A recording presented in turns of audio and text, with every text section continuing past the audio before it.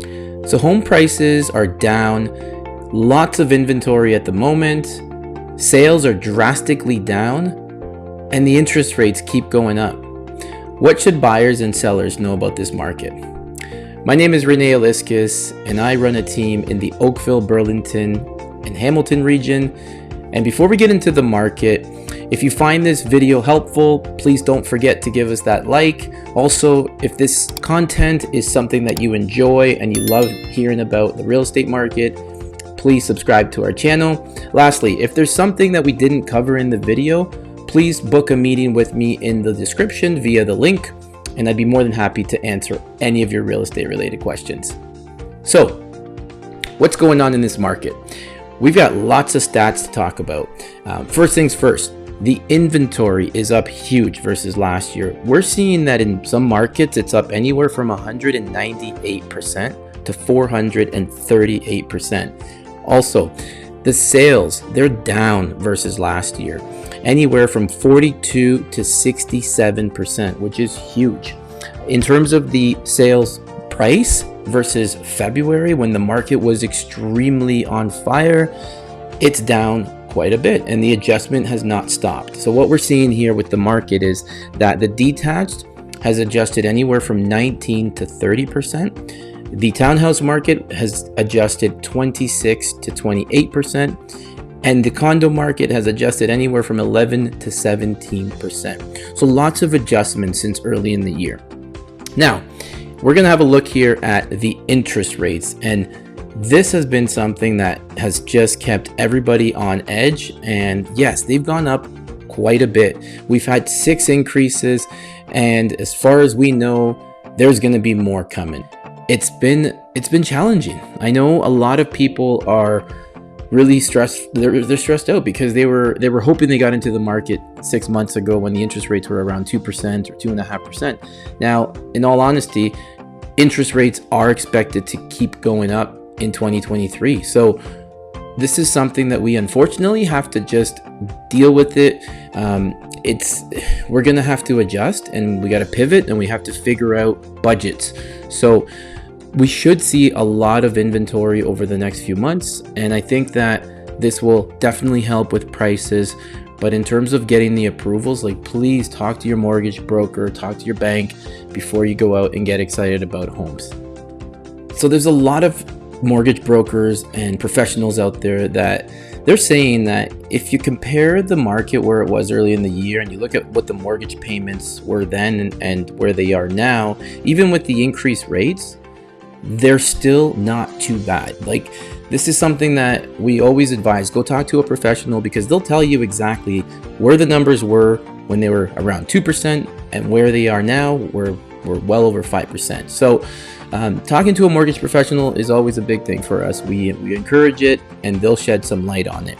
The one thing that I will say, this is really important. I do know from experience, there's a lot of people out there that did get into a mortgage in the last year or even 6 months, and anybody who got into a variable, with these 6 increases, it's a huge increase. And that's the part of the industry that I don't know if a lot of professionals are talking about. But the truth is, I can definitely say from experience with one of my rental properties, we've seen some huge numbers go up. And this is where I also think that come 2023, we could see a lot of people that just can't sustain their mortgage, and they may be downsizing. So it's something that we're going to keep an eye on. We're going to hope to not see a lot of, but I have a feeling there's going to be a lot of people doing certain shifts in the market due to the mortgage payment being so high. But if you haven't gotten into the market, this is a huge opportunity, because the value of the prices are really good, and it is a great time to buy. Now let's talk about Oakville, and how did Oakville perform? So we know that the market adjusted a lot this year, and even if we look at the numbers versus last year in October, the detached house market went down 8%, the townhouse market went down 5%, and the condo market actually just went up 2%. Now, some people would panic if that's what they're reading.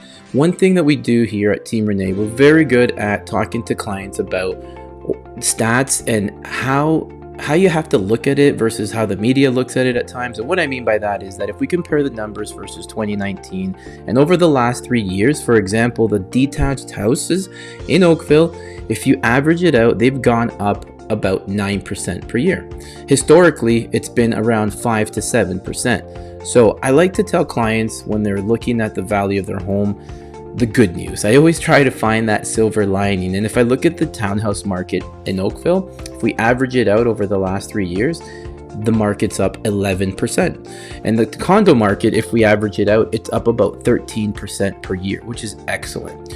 So if we take a look at Burlington, this is really good too, and I'll explain how the numbers look on an average basis. But if we look at the market, yes, it did go down 2.5% versus last year for detached, and it went down about 9% for townhouses, and it went up 5% for condos. Now, same thing here. If I look at how did the detached house market go in over the last 3 years, on average, Burlington was up about 13%, which is excellent.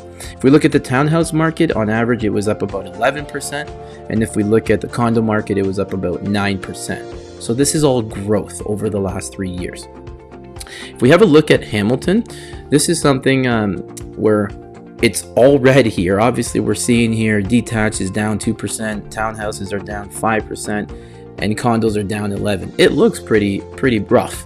But again, if we look at it versus 2019, the average increase per year for the detached market in Hamilton is 12%. And if we look at the townhouse market, it's 13% per year.